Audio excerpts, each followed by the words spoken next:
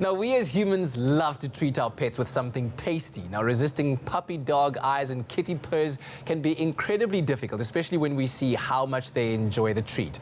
However, with some treats, we could be doing more harm than good because some treats are packed with calories, and it's important for us to know just how much is too much. And so we've got Mareka Ackerst, nutritional advisor from Hills Pet Nutrition, in studio with us today to talk to us more about this and how to manage, especially when it comes to those family gatherings where our pets are all around and we love sharing everything with them as well, right? Absolutely, and I think we don't perceive how full of calories something that is fine for us or for our pets. Yeah. So in general, if you could find a definition for what makes a healthy treat and not so healthy treat, how would you define it? I think the most important thing is that a treat should not make out more than 10% of the diet, else you start unbalancing what they're already eating.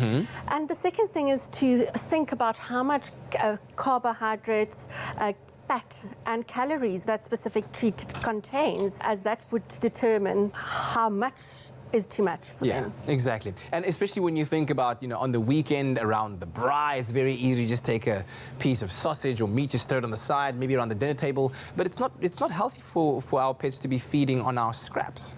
The vets thrive on that because it's called garbage disease, because tomorrow morning you'll probably have a dog that has diarrhea. So you'll be surely visiting your vet on Sunday morning if they had some of that wors. A lot of desserts contain xylitol these days, and that's incredibly poisonous to dogs. So we're talking about death here, not them going an upset tummy or anything like that. Yeah. It's really very, very important that they're not exposed to things like that. Let's talk through what you've brought here and the perception that I think we have as human beings about what it is that we're giving our pets versus the reality. Yeah. So just to kind of paint the picture a little bit more, what do you have Absolutely. So I'm going to be asking you, what do you think this 28 grams of cheese would be equivalent to? Yeah, okay, 28 grams. So you're saying if I as a human were to eat that or give that to my dog, what am I consuming as a human being? Yeah. Well, probably, maybe, let's say 3 more cheese blocks than that.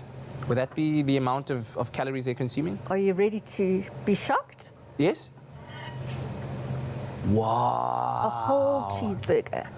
So that much cheese for a dog is the equivalent of that whole burger that they would be taking in terms of calories. Absolutely. And you don't perceive that as being a lot? No, it's small, and besides, Spotty likes some cheese. It's like 10 blocks of little blocks of cheese, and you kind of think, oh no, that's like not much. Okay, so you've got to be very, very careful. Now I'm thinking about the next one. I mean, we've got a basic piece of wors that you'd be braaiing, and I mean, especially when you're giving that to your dog, you might be doing it in small little bits over time. Absolutely, and without blinking your eye, you can do double that. Yeah, because they like it, especially when you're trying to make them do tricks and you're treating them with a wors. Exactly. Okay, so I'm trying to do the maths here. So that much wors, if that was a burger for the cheese, this would probably be the size of a steak, like a... Oh. So can you eat that many cooks? Never. That's a lot of sugar. That's a lot of calories. Sugar. Yeah, it's calories. It's the sugar, fat, carbohydrates. They're all calories, Okay, even protein. That is shocking. Okay. So I thought I had it down pat, but clearly not. And then the third one is a little slice of salami. What do you think I have hidden here? I mean, there already I can see a lot of pieces of fat. Well, at least you're starting to look at those things. And I mean, if that much wors was so many cook sisters, this has to be like 20 fat cooks. What do you have? Do you think I can fit them underneath here? Very possible. So that's would a be the equivalent of that cheese and some crisps. And that's already a burger on top of that as well. And you think to yourself, if you had to eat that, how satiated you might be. Exactly. And that's just a piece of salami. We put no thought into giving that to our pets. Okay, well, maybe then your cat might like just a little slice of that salami, not all of it. Just a little piece. Okay. Very little piece. I mean, I've gotten it wrong 1, 2, 3 times. The 4th time, I'm not sure if I'll be able to nail it, but I'm surprised because looking at this, when we as humans eat this little serving of tuna, you think about all of the protein that you're taking in. It's building muscle, especially if you're training. But it's important to consider the caloric intake. Absolutely, and tuna is often a snack that pet owners give to their cats. Yeah. And like that's 80 grams of tuna, so we don't perceive it as being a lot. Okay. But in cat language, how many is a lot. calories is that? What's the So what do you equivalent of think that? is underneath here? Wow, now I want to go cook sisters, chips, cheese, and burgers. Or maybe do burgers, let's see. In terms of burgers. Okay, so that was one. See, I would now think immediately this is far less calories than that cheese, because that's a lot more fat in it, so Yeah. more protein here. So if that was a burger, I'd say this is half a burger. Well, let me surprise you once again.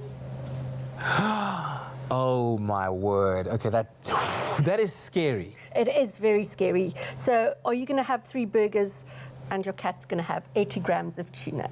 Wow, wow, wow. Okay, either I'd be very, very hungry or just not doing the right thing in terms of my diet as well. And I think it's important to think about it that way as well, about your diet. You want your pet eating a healthy diet that'll support their overall well-being. Yes, you want to feed them to live with you as long as possible and to make sure that that the food is balanced, that the nutrients inside there are at the correct levels. And by feeding something like tuna, you're adding lots of things in there that you're not sure about what you're adding. Sure. Yeah, Sporty and I are going to have to go for many, many jogs over the weekend. If you want to eat that, yes. Let's rather not do it from the beginning. Yeah. But Marika, thank you very much. It's been very, lovely. very educational. And so remember that moderation is key when it comes to treating your 4-legged companions, even when you think it's just a small little treat. They all add up.